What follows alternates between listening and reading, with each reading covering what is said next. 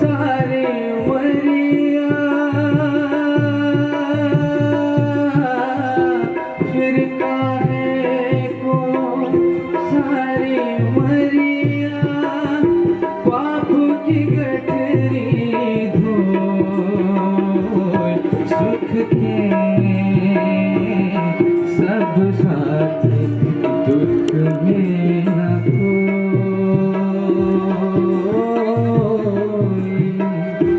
मेरे राम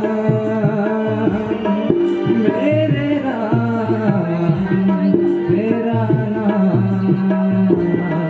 एक साचा दूजा न कोई।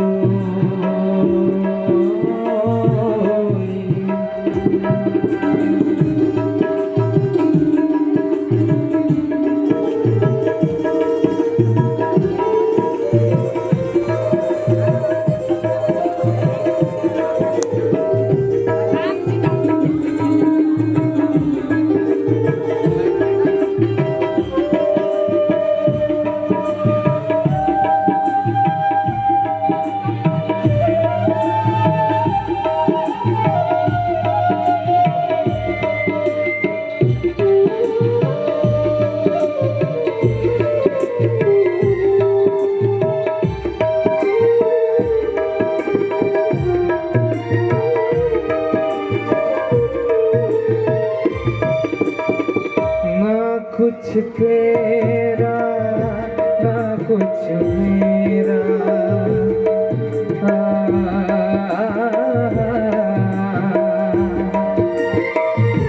ना कुछ तेरा ना कुछ मेरा ये जग जोगी वाला फेरा राजा हो या रंग सभी का राजा हो या रंग सभी का अंत एक सा हो सुख के सब साथ दुख में न कोई।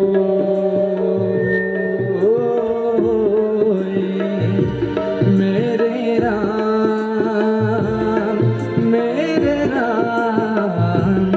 तेरा नाम एक साचा दूजा न कोई।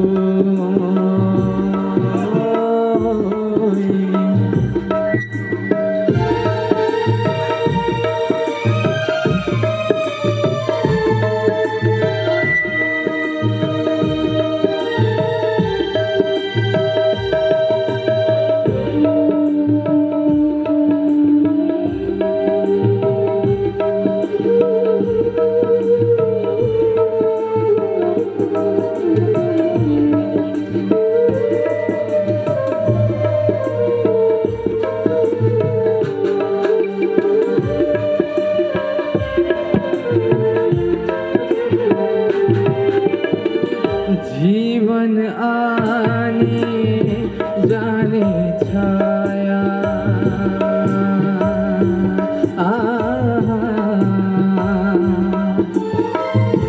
जीवन आने जाने छाया झूठी माया झूठी काया फिर काहे को सारी उमरिया फिर काहे को सारी उमरिया पाप की गठरी धोए सुख के सब साथी दुख में न कोई।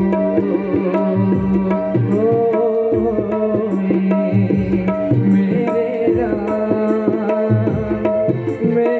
राम तेरा नाम एक साचा दूजा न कोई।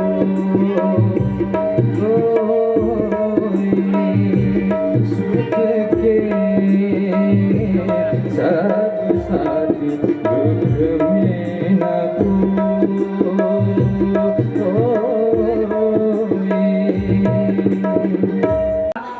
धेरै मिल्दैन र माता सीताले आफ्नो एउटा के चिन्नु हनुमानजीलाई पठाउन इच्छा गर्नुभयो र हनुमानजीले पनि भन्नुभयो म मातालाई भेटेर जानकीलाई मातालाई भेटेर आएको जुन कुन चाहिँ प्रमाण दिनु करुणा निधान प्रभुलाई हे माता निमिष निमिष करुणा निधि जाई कलप सम बीती बेगी चलिए प्रभु जानिए भुजबल खल दल जीती माताले भन्नुभयो हे करुणा निधान उहाँलाई एक एक पल कल्पको समान बितेको छ भनेर चाहिँ यसरी सुनाइदिनु भनेर चाहिँ यसरी सबै कुराहरू भन्नुभएको थियो।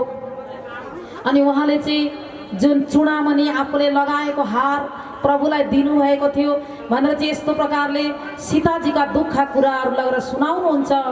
सीताजीका दुःखका कुराहरू श्रीरामलाई सुनाउनुहुन्छ। हे प्रभु चरण पक्रेर भगवानले भन्नुभयो चलत मोही चुडामणि दिनही रघुपति हृदयलाई सोहिलिने नाम पहाड़ू दिवस निसी ध्यान तुम्हारा कपा लोचन निज पद जंत्रित जाहि प्राण के ही बार। श्री रामचंद्र भगवान की हाम्रो बीचमा हाम्रो चितवन जिल्लाका कृष्ण मन्दिरका महन्त अनि सबभन्दा पहिला हाम्रा आदरणीय राम श्रेष्ठ सीता श्रेष्ठ माताजीले लगाउनु भएको कार्यक्रममा श्रीमद् भागवत प्रवचनमा आउनुहुने आदरणीय शास्त्रीजी महाराज अहिले कृतिपुरमा अध्ययनरत हुनुहुन्छ। उहाँ पढिरहनु भएको छ साहित्य अङ्ग्रेजी लिएर चाहिँ पढिरहनु भएको छ अहिले कीर्तिपुर कलेजमा र धर्मको प्रचार गर्दै गर्दै मैले एकछिन उहाँलाई आज निमन्त्रणा दिएकी थिएँ र आज उहाँ फेरि पाल्नु भएको छ। परम आदरणीय शास्त्रीजी श्री कृष्णानन्द शास्त्रीजी महाराजलाई आफ्नो आसनमा अगाडि आएर बस्नको लागि अनुरोध गर्दछु। श्यावर रामचन्द्र भगवान की नाथ जुगल लोचन भरी बारी नाथ जुगल लोचन भरी बारी वचन कहे जनक कुमारी वचन कहे जनक कुमारी। यस्तो प्रकारले लक्ष्मण समेत प्रभुको चरण समात्नु र भन्नु कि हजुर दीनबन्दी होइबक्सिनुहुन्छ दीनबन्धु होइबक्सिनुहुन्छ भनेर माता जानकीले यस्तो खबर पठाउनु भएको छ। हे दुःख भञ्जन हे स्वामीजी मन वचन र कर्मले हजुरकै चरणको अनुरागिणी छु म भनेर उहाँले फेरि भन्नुभयो कुन अपराधले मलाई त्यागी बक्स्यो प्रभुले कुन अपराधले विरह अग्नि हो शरीर कपास हो र श्वास पवन हो। यस प्रकार अग्नि र पवनको सम्यक हुनाले यो शरीर क्षण मात्रमा जल्न सक्छ परन्तु नेत्रले आफ्नो हितका लागि प्रभुको स्वरूप देख्नको लागि मैले प्राण त्यागेकी छुइनँ। हे करुणा निधान उहाँलाई एक एक पलको कल्पको समान बितेको छ भनेर चाहिँ भनिदिनु। हे पुत्र सीताजीको दुःख सुनेर सुखका धाम प्रभुको कमल नेत्रबाट विरहका आँसु झर्न थाले। सुनि सीता दुख प्रभु सुख आयना सुनि सीता दुख प्रभु सुख आयना भरी आए जल राजीव नयना भरी आए जल राजीव नयना भरी आए यस्तो प्रकारले भगवान रामले आँखाभरि आँसु पार्दै भन्नुभयो मन वचन र शरीरले जसलाई मेरो नै गति मेरो नै आश्रय छ उसलाई के स्वप्नमा पनि विपत्ति हुन सक्छ र पुत्र यति कुरा बोल्नुभयो। यसरी बोल्नुभयो। हनुमानजीले भन्नुभयो हे प्रभु विपत्ति त उही हुनेछ जब हजुरको भजन स्मरण हुँदैन त्यहाँ नै विपत्ति हुनेछ। राक्षसहरूको कुरा बहुत डरलाग्दो छ छिटो जानकीजीलाई लिएर आउनुहोस्। भगवानले भन्न लाग्नुभयो हे हनुमान सुन तिमी समान मेरो उपकारी कुनै देवताहरू पनि छैनन् अथवा मुनि कुनै पनि शरीरधारी छैनन्। मैले तिम्रो उपकारको बदलामा म के दिन सक्छु हनुमान।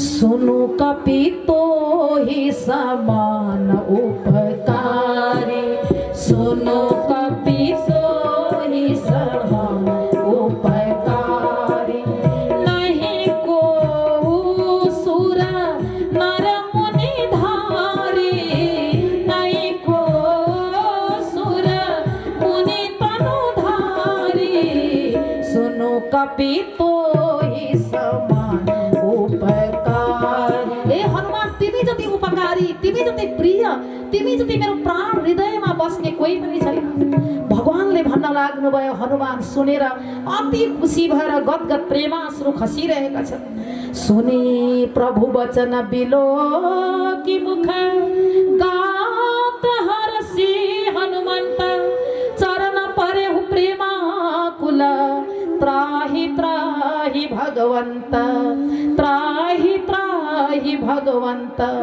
श्री राम जी का चरण में घोटो परेर रुन थाल्नु भयो हे प्रभु म एउटा दास हुँ मैले केही पनि गर्न सकेको छुइन यो सबै काम हजुरले गर्नुभएको प्रभु यस्तो प्रकारले भन्नुभयो र यसरी भगवानसँग हनुमान र भगवानको संवाद भयो अब श्री राम बाँदरहरूका सेना लिएर अगाडि बढ्नुभयो समुद्र तटमा पुग्नुभयो जहाँ समुद्र तटमा गएर बस्नुभयो समुद्रलाई बाटो छोड्दियो भन्दा समुद्रले बाटो छोड्न मानिनन् लक्ष्मणले भन्नुभयो यस्तो समुद्रलाई के बिन्ती गरिरहनुहुन्छ प्रभु आफूभन्दा ठुलो मान्छेसँग विनय गर्ने हात जोड्ने समुद्रसँग हजुरले विनय गर्न मिल्दैन बिन्ती गर्न मिल्दैन अनुरोध गर्न मिल्दैन तर पनि एकपल्ट अनुरोध गरौँ सानो भए पनि केही हुँदैन भनेर भगवानले सबैलाई ठुलै देख्नुहुन्छ 3 दिनसम्म बस्दा पनि समुद्रले बाटो नदिँदाखेरि भगवानलाई बहुत रिस उठ्यो त्यति बेर कहिल्यै नरिसाउने आज राम रिसाउनु भयो लक्ष्मण बाण सरासन आनु लक्ष्मण बाण सरासन आनु सोसौ पारी देवी सिख कृषानु सोसौ पारी देवी ए लक्ष्मण धनुष बाण ल्याऊ मैले अग्नि बाणले समुद्रलाई सुकाउने छु मूर्खसँग बिन्ती कुटिलताका साथ प्रीति स्वभावकै कन्जुससँग सुन्दर नीति उदारताको उपदेश गर्नु बेकार हो त्यसले गर्दा जुन मूर्खसँग बिन्ती गर्नु कुटिलताका साथ जो कुटिल छन् त्यस्तासँग प्रीति गर्नु प्रीति लगाउनु मूर्खसँग बिन्ती गर्नु स्वार्थ जो स्वार्थी स्वभाव हुन्छन् त्यस्ता कन्जुससँग जुन सुन्दर नीतिको कुरा गर्नु यो बेकार हो त्यही समयमा बाण लिएर आउने कुरा जब गरिसकेपछि के भयो भन्दाखेरि समुद्रले आएर चाहिँ बिन्ती गर्न थाले हे गरुडजी भन्नुहुन्छ कागभुसुण्डी भन्नुहुन्छ यस्तो प्रकारले करोडौं उपाय गरेर गरियोस् तर पनि जुन हुँदैन यस्ता मूर्खहरूलाई भनेर भगवानले भन्नुभयो समुद्र भयभीत भएर थर्र काम्न थालिन् त्यही समयमा समुद्रले प्रभुका चरण समातेर भने हे नाथ मेरा सबै अवगुणहरू दोषहरू क्षमा गरी बक्सोस् हे नाथ आकाश वायु अग्नि र जल पृथ्वी यी सबैका व्यवहार स्वभावैले नै जड हुन्छ हजुरको प्रेरणाले मायाले यिनलाई सृष्टिका लागि उत्पन्न गर्नुभएको हो त्यसले गर्दा सबै ग्रन्थले यही गाएका छन् जसको लागि स्वभावको जस्तो आज्ञा हुन्छ उस्तै प्रकारले रहनमा सुख पाउँछ प्रभुले ठीक गरी बक्स्यो जुन मलाई शिक्षा दिई बक्स्यो किन्तु मर्यादा जीवहरूको स्वभाव हो हजुरले नै बनाई बक्सिएको हो ढोल आदि आदि मूर्खहरू गवारहरू सबैलाई हजुरले नै बनाउनु भएको हो प्रभुका प्रतापले म सुकेर जान्छु र सेना पनि तर्नेछन् यसमा मेरो बढाई हुनेछन् तथापि प्रभुको आज्ञालाई उल्लङ्घन गर्न सकिन्न यस्तो वेदले गाएका छन् अब हजुरलाई जे इच्छा लाग्छ त्यही गर्नुहोस् समुद्रका अत्यन्त विनम्र वचन सुनेर कृपालु श्री रामले मुस्कुराएर भन्नुभयो हे तात जुन प्रकारले बाँदरहरूका सेना पारी जान सक्छन् त्यही गर अब तिमी नसुकेर पनि सेनालाई पारी तार्ने उपाय गर एकपल्ट सुकिसकेपछि फेरि सुकेको सुकै हुन्छु म समुद्रले भने हे नाथ नील र नल दुई बाँदर दाजुभाइहरू छन् उनीहरूले बाल्यकालमा समुद्रमा ऋषिबाट आशीर्वाद पाएका छन् उनीहरूले स्पर्श गर्नाले कुनै ढुङ्गाहरू डुब्दैनन् नाथ नील नल कपि दो भाइ नाथ नील नल पपी दो भाई लड़िकाई रिस आशीष पाई लड़िकाई रिस आशीष परिसीबाट आशीष पाएका छन् जुन कुरामा स्पर्श गरेर नदीमा फ्याँक्छन् डुब्दैन। मैले पनि प्रभुको प्रतापलाई हृदयमा धारण गरेर आफ्नो बल अनुसार सहायता गर्नेछु भनेर नल र नीललाई बोलाइयो र नल र नीलले अब के गर्न थाले भन्दाखेरि सबै ढुङ्गाहरूलाई पत्थरहरूलाई स्पर्श गर्दै गर्दै गर्दै गर्दै नदीमा फ्याँक्न थाले। यस्तो प्रकारले समुद्रका वचन सुनेर भगवान पनि अति प्रसन्न हुनुभयो। जाम्बवन्तले नल र नील दुवै भाइलाई बोलाएर जुन आशीर्वादको कुरा ऋषिको आशीर्वादको कुरा बताउनु भयो र विकट बाँदरहरू बथान बथान आए वृक्ष तथा पर्वत समूहहरूलाई उखेलेर ल्याउनुहोस् भनेर यस्तो सुनेर बाँदर र भालु अनेक प्रकारले श्री रघुनाथको प्रताप समूहको अथवा प्रतापको पुञ्ज श्रीरामको जय जय पुकार्दै पुकार्दै त्यहाँ हाल्न थाले। ठुला ठुला रुखहरू सबै बगाएर लान्थ्यो। धेरै अग्ला अग्ला पहाड र वृक्षहरूलाई अब खेल झैँ उखेलेर त्यहाँ ल्याएर चाहिँ बार बार हाल्दथे अनि नील र नल र नीलले स्पर्श गरेर ढुङ्गा त्यहाँ हाल्दथे। राम नाम अंकित शिलाहरू त्यहाँ पानीमा समुद्रमा हाल्दथे। जब राम नाम अंकित शिलाहरू राखिसकेपछि सेतु पुल बाँधिँदै गयो र बाँदरले ठुला ठुला पहाडलाई ल्याएर त्यहाँ हाल्न थाले। यस्तो प्रकारले चाहिँ अब त्यहाँ सेतु बाँधेर पुल बाँधेर चाहिँ अगाडि बढ्नु भयो। श्याम र रामचन्द्र भगवान की। यता नजिकै आइपुग्नु भयो श्री राम लक्ष्मण बाँदरका सेनाहरू। बाँदर सेना देख के रावण की सेना घबराए बाँदर सेना देख के रावण की सेना घबराए। पलक झपकते हनुमत ने लंका में आग लगाए पलक झपकते हनुमत ने लंका में आग लगाए।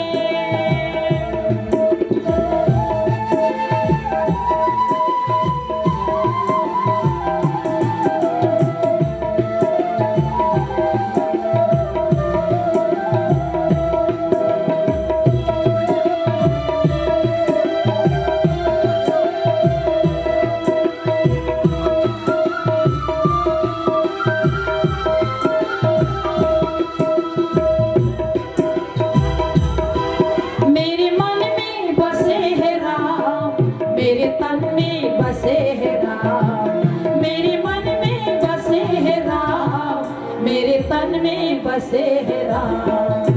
चीर के छाती बोले अपने पवन पुत्र हनुमान चीर के छाती बोले अपने पवन पुत्र हनुमान। मेरे मन में बसे है राम मेरे तन में बसे है राम मेरे मन में बसे है राम मेरे तन में बसे है राम। बाँदर सेनाहरू देखेर लङ्काका सेनाहरू डराउन थाले। नजदिक आइसक्नु भयो रामले सेनाहरू लिएर। बाँध्यो वन निधि नीर निधि जलधि सिन्धु बारिश सत्य तोय निधि कंपति उदधि पयोधि निधि। वन निधि नीर निधि जल निधि सिन्धु बारिश तोय निधि कंपति उदति पयो निधिले नदीलाई चाहिँ के सत्य नै बाँधे पुल बनाए फेरि आफ्नो व्याकुलतालाई सम्झेर यस्तो प्रकारले हाँस्दै भएलाई भुलाउँदै रावण महलमा गयो अनि रावणले मन्दोदरीलाई सुनायो कि प्रभु श्री राम आउनु भएको छ अरे। उहाँले ख्याल ख्यालमै बिना प्रयास नै जुन समुद्रलाई बाँध्नु भयो भन्ने कुरा रावणले सुन्यो अनि उसले हात समातेर पतिलाई आफ्नो सल्लाह दिनुभयो तर रावण मानेन। रामकै हातबाट उसलाई मर्ने इच्छा थियो। अब यसै मर्छु म उसै मर्छु तर प्रभु रामकै हातबाट मर्छु। यस्तो प्रकारले श्री रामको झाँकीलाई नरनारीहरूले देखेर बार बार प्रणाम गर्दछन्। अब अगाडि बढ्नुभयो भगवान।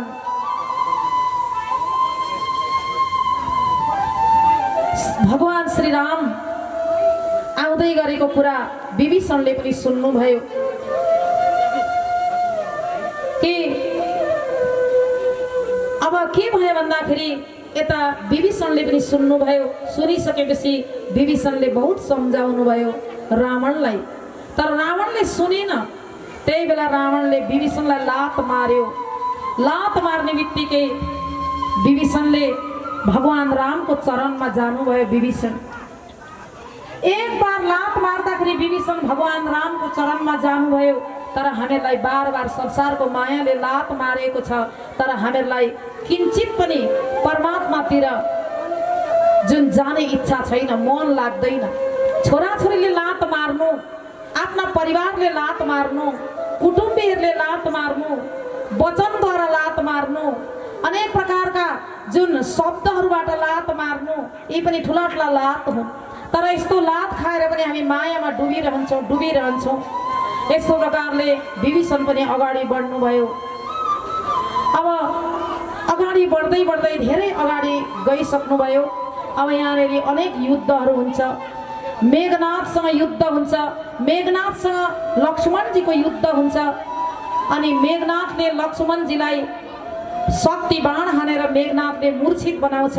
त्यही बेला हनुमानजीले सुमेश नाम गरेको वैद्यलाई लिएर आउनुहुन्छ।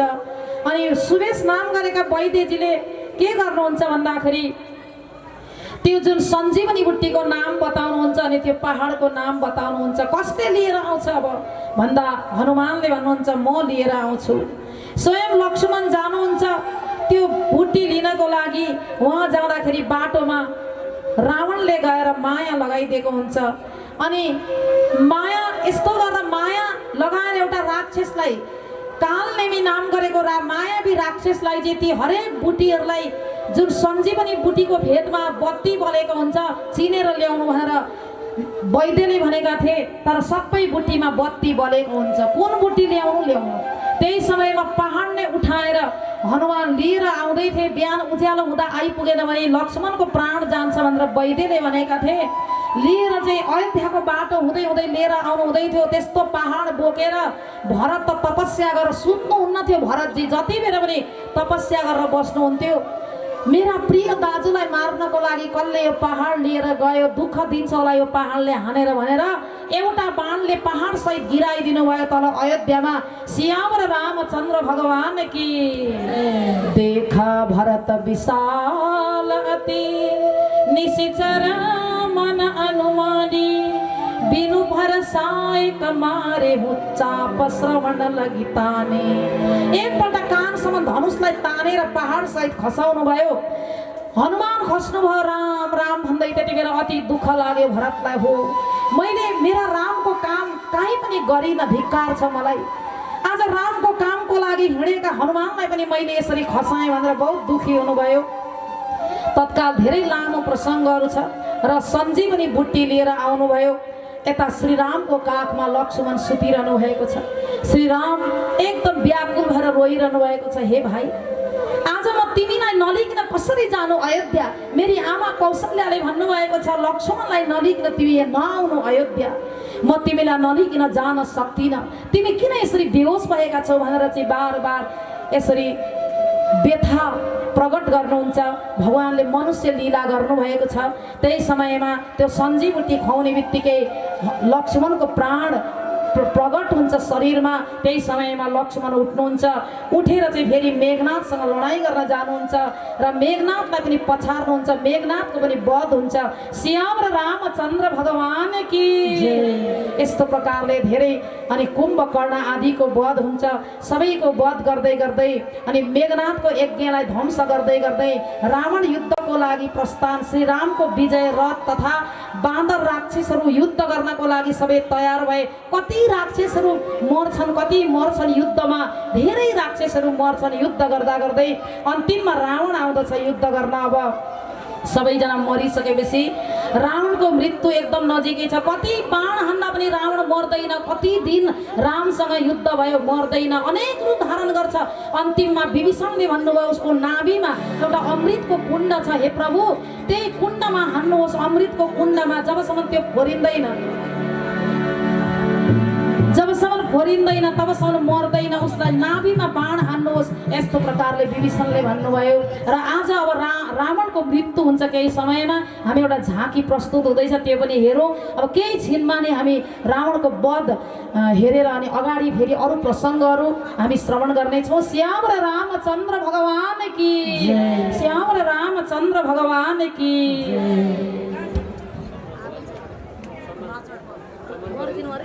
हनुमानमा अथाह वीर शक्ति, यति ठुलो शक्ति अथाह शक्तिलाई देखेर त्यहाँ लङ्काका सबै सेनाहरू डराए र हनुमानजीको भन्दा पनि अझै ठुलो शक्ति त भरतको रहेछ। किन भन्दा एउटै बाणले भरतले त्यत्रो पहाड उठाएर लिएर आउनु भएको हनुमानलाई खसाउनु भयो। अब के भन्नुभयो भन्दाखेरि भरतसँग हनुमानले मलाई एकदम शीघ्र जानु छ हे प्रभु, हे भरत महाराज मलाई एकदम ढिलो हुन्छ, अब विलम्ब हुन्छ, उडेर जाँदा धेरै टाइम लाग्छ त्यहाँ पुग्न। भरतजीले भन्नुभयो सबै कुरा चिन्ता नगर, परमात्माको कृपाले श्रीरामको कृपाले सबै हुन्छ। त्यहाँनिर सबै माताहरूले पनि दर्शन गर्नुभएको थियो हनुमानको। उर्मिला ज्योति बालेर अखण्ड दियो बालेर बस्नुभएको थियो। उर्मिलाले त भन्नुभयो मेरा प्राण प्रिय त मेरा लक्ष्मणलाई केही पनि हुँदैन, किन भन्दाखेरि जबसम्म यो दियो निम्दैन तबसम्म उहाँलाई केही हुँदैन। अहिलेसम्म दियो एकदम राम्रोसँगले बलिरहेको छ। उहाँलाई शक्तिमान लागे पनि कुनै प्रकारको उहाँलाई चाहिँ चिन्ता छैन, कुनै प्रकारको दुःख भएको छैन। किन भन्दा दिनभर युद्ध गर्नुहुन्छ राक्षसहरूसँग, एकछिन पनि आराम गर्ने समय छैन। रातभर पहरा दिनुहुन्छ श्रीरामलाई लक्ष्मणले। कति बेर आराम गर्ने? यो शक्तिमानको बहानाले श्रीरामको काखमा सुत्ने मौका मिलेको छ, रघुनाथको काखमा सुत्ने मौका मिलेको छ। यस्तो मौका कहाँबाट मिल्दछ, कहाँबाट प्राप्त हुन्छ भनेर उर्मिलाले भन्दा हनुमान छक्क पर्नुभयो। अब त्यो पहाडसँगै उडेर जानको लागि अब ढिलो हुन्छ समय भनेर सोच्नु हुँदै थियो हनुमान। एक बाणले, भरतको एक बाणले एकैचोटि जहाँ श्रीराम हुनुहुन्छ त्यही नै खसाइदिनु भयो हनुमानलाई। एक पलमै त्यति शक्तिशाली हुनुहुन्थ्यो भरत पनि। र भरतको जुन महिमा स्वयं मुक्त कण्ठले गाउनुहुन्छ।